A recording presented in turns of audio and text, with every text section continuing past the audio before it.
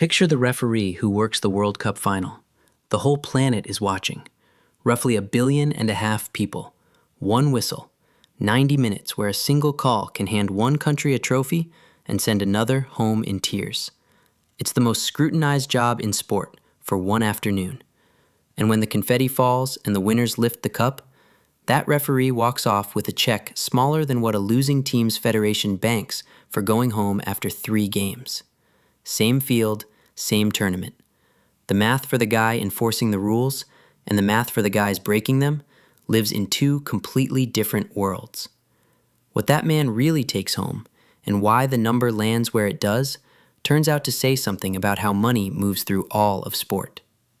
First thing worth clearing up, because it surprises almost everyone. The referee at the World Cup does not work for FIFA. Not in the way you'd think. He's not on a salary. He's not a year-round employee with a badge and a pension. FIFA, which is the governing body that runs the World Cup, brings these officials in for the tournament and pays them for it. And that's the extent of the relationship. There's a second thing that makes this whole topic slippery. FIFA doesn't publish an official pay table for referees. There's no document you can pull up that says, here's the fee, here's the bonus. So every number you're about to hear comes from reporting by outlets like The Times, the BBC, and Goal, and from former referees who've talked about it publicly. FIFA hasn't confirmed the exact figures.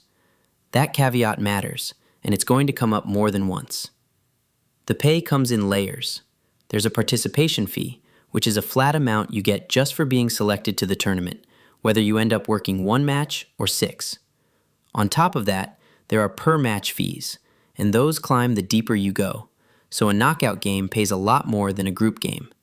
And FIFA covers all the travel, the hotels, the meals, and a daily allowance on top of everything. Nobody's paying out of pocket to be there. There are 3 kinds of officials to keep straight. The main referee, the one in the middle with the whistle, the assistant referees, the 2 running the sidelines calling offside, and the video match officials, the VAR crew, meaning video assistant referees, who sit in a room reviewing decisions on replay. Each group is on a different pay scale, and each is appointed separately. This year's tournament is the biggest ever. 48 teams instead of 32, 104 matches instead of 64, all spread across the United States, Canada, and Mexico. FIFA brought in the largest officiating group in World Cup history to cover it.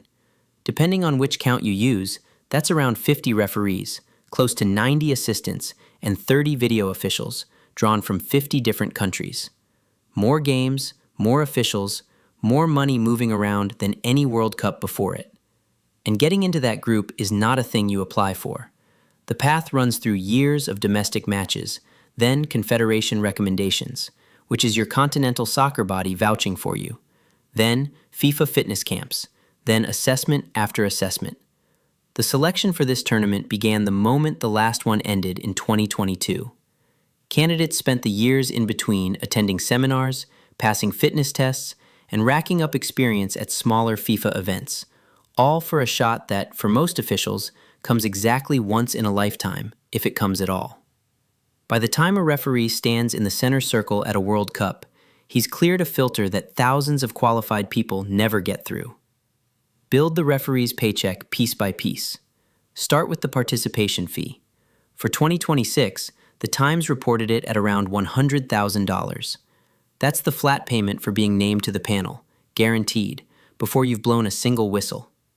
To put that in motion, it's roughly double what a referee got back in 2014, and it's a step up from Qatar in 2022, where the figure was reported closer to $70,000.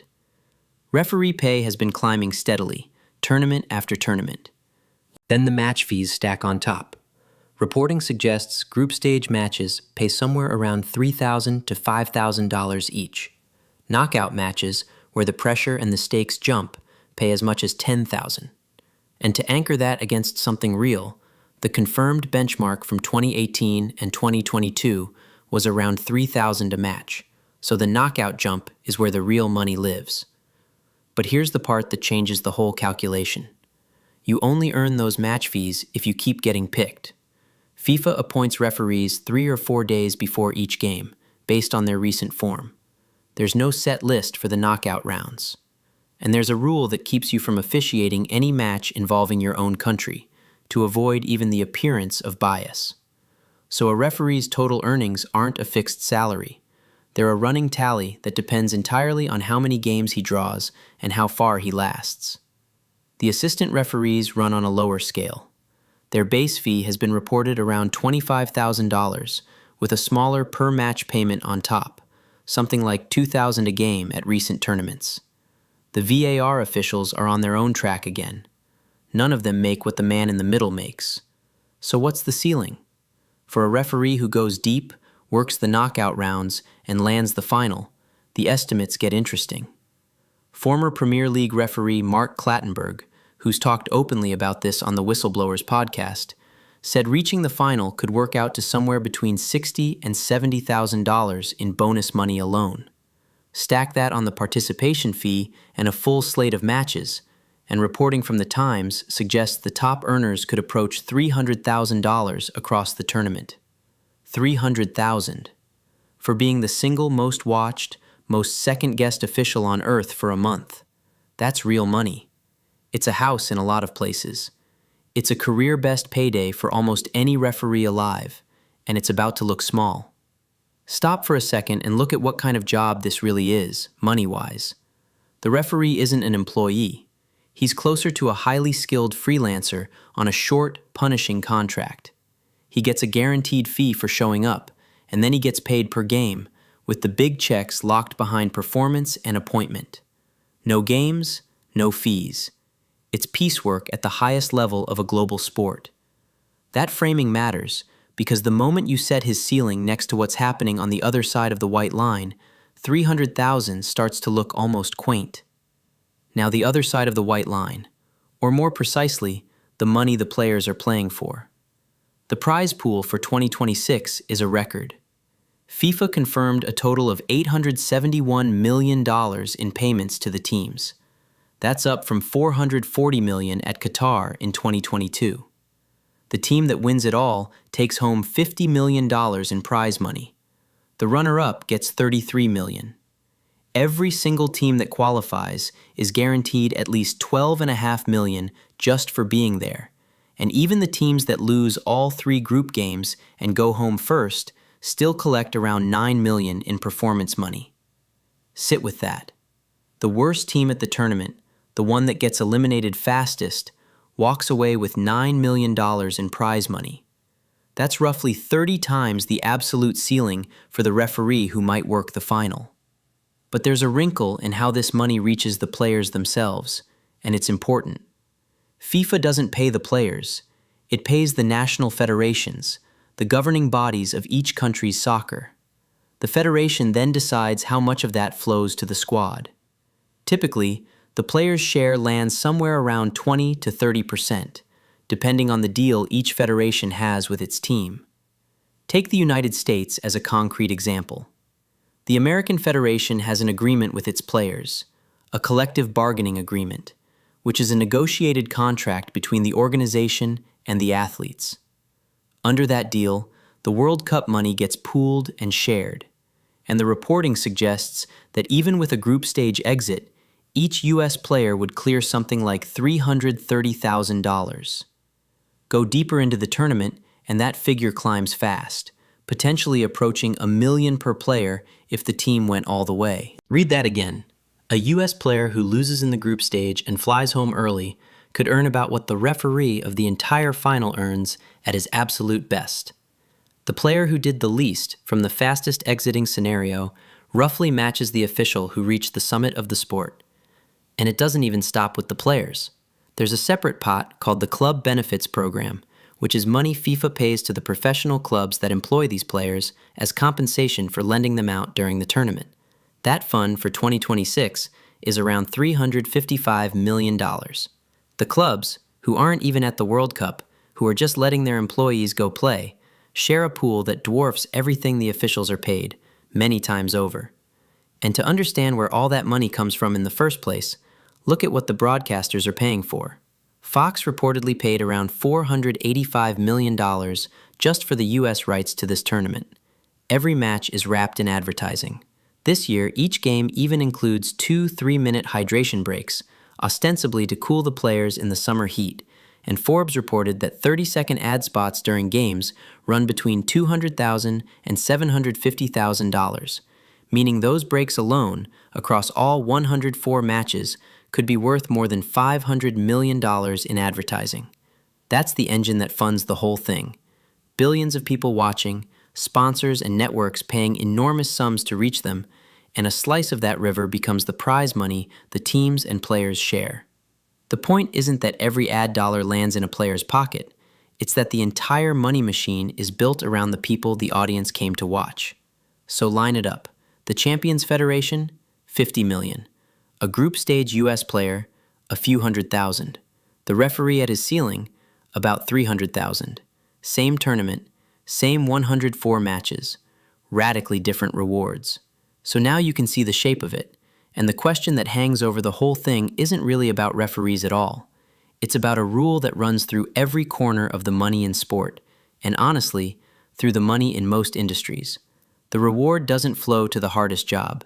It flows to whoever the audience showed up to see. Nobody buys a ticket to watch the referee.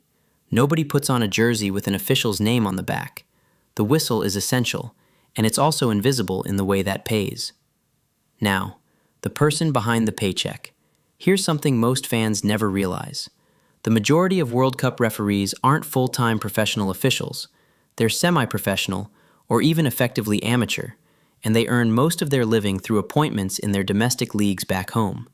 The World Cup, for a lot of them, is prestige, not financial transformation. The money is nice, the medal is the point, and the cost of getting there is brutal in ways the paycheck doesn't capture. Leif Lindberg, who worked as an assistant referee at the 2002 final, told CNN that most referees he's known have been through at least one divorce, that the years of travel and absence take a toll on family life that never shows up in any fee. You're chasing a chance that might come once in a 30-year career, and it costs you at home the entire way. Then there's the body. A World Cup referee runs more than 6 miles in a match, more than some of the players. To even qualify, they pass fitness tests that would wreck most recreational athletes. Time sprints under 6 seconds, repeated. An interval test that has them running 75 meters, fast walking 35, and doing it 40 times over. They have to look less like a middle-aged official and more like an endurance runner. And this year there's a case that puts the whole thing in sharp relief. A Somali referee named Omar Abdulkadir Artan was selected for the tournament, then denied entry to the United States over vetting concerns, and never got to officiate a single match. FIFA, according to the reporting, paid him his full tournament fee anyway. He earned the participation money without ever stepping on the field, which tells you something real about what that flat fee truly represents. It's payment for the years it took to get selected, not just for the games. There's a strange emotional wrinkle buried in the appointment rules too. Because a referee can't officiate his own country's games, some of them have quietly hoped their national team would lose. Lindberg admitted as much about that same tournament. If Sweden had gone deeper, he'd have been sent home, so his country's early exit was the thing that kept his own run alive. Imagine sitting in a stadium, wanting your nation to fall so you can stay. That's the kind of quiet contradiction that comes with the job and never shows up on any pay stub. There are rewards that never show up as cash either. At Qatar in 2022, referees received a $5,000 watch from FIFA's official timekeeping partner. Whoever works the final gets a commemorative medal, one of the most coveted objects in all of officiating. For a man who spent 30 years working his way up through empty amateur pitches, that medal outweighs every fee on the sheet. Ask a career official what he'd trade for the chance to walk out at a World Cup final, and most of them will tell you nothing. So what do you take from all this, beyond the trivia of what a referee earns? The lesson sits in that gap, and it's bigger than soccer. Value in a market almost never tracks difficulty, or importance, or even how much scrutiny you're under. The referee's job is arguably harder than a bench warmer's. He can't sub off. He can't hide. One mistake gets replayed for years. And he still earns a sliver of what the players earn, because difficulty isn't what gets paid. Demand is what gets paid. Watch for this pattern once you know it's there, because it's everywhere. The session musician who plays flawlessly on the hit record earns a flat fee, while the artist whose name is on the cover earns for decades. The ghostwriter does the work, and the author gets the royalties and the tour. The pattern holds because the money follows the person the audience came for, not the person who did the most careful labor. None of this tells you what to do with your own career or your own money. It's an observation about how the machinery works, nothing more. And nothing here is financial advice. But once you understand that reward follows attention rather than effort, you understand something a lot of very hardworking, very underpaid people never quite figure out. Here's the model to carry out of this. Pay tracks demand, not effort. Where you sit relative to the paying audience shapes your check more than your skill ever will. The closer you are to the reason people showed up, the more you capture. The further you drift toward essential but invisible, the more you get a flat fee and a handshake. The referee is the purest version of that truth in all of sport. Indispensable. The match can't happen without him, and still paid like a specialist contractor. Because the crowd, the sponsors, the broadcasters, none of them tuned in for him.